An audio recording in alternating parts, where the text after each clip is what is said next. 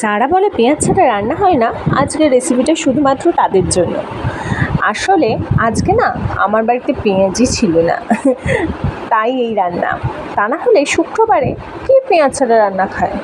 তো যাই হোক, আজকে শুক্রবার পেঁয়াজ ছাড়া রান্না করেছি আমার বাড়িতে পেঁয়াজ ছিল না বলে। কিন্তু আপনারা আপনাদের নিরামিষের দিনে এই রেসিপিটা ট্রাই করতেই পারেন, খেতে কিন্তু দুর্দান্ত হয়।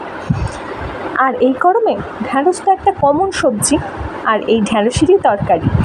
প্রথমে ঢ্যাঁড়সগুলোকে কেটে নিন, আর আলুগুলোকেও লম্বা লম্বা করে কেটে নিন। তারপরে ঢ্যাঁড়সগুলোকে কড়ায় তেল দিয়ে নুন হলুদ দিয়ে হালকা করে ভেজে তুলে নিন। এরপর ওই কড়াতে আরেকটু তেল দিয়ে তাতে গোটা জিরে ফোড়ন দিয়ে দিন।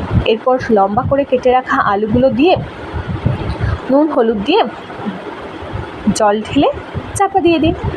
তারপর সংসারের সমস্ত কাজ করার ফাঁকে একবার এসে চাপাটা খুলে সরিয়ে দেখে নিন তো আলুগুলো সেদ্ধ হয়েছে তো। যদি দেখেন আলু একদম সেদ্ধ হয়ে গেছে, তাহলে ঢ্যাঁড়সগুলো দিয়ে দিন, দিয়ে আর একটু জল দিয়ে চাপা দিয়ে দিন। মনে রাখবেন, ঢ্যাঁড়স কিন্তু নরম হবে, গলে যাবে না।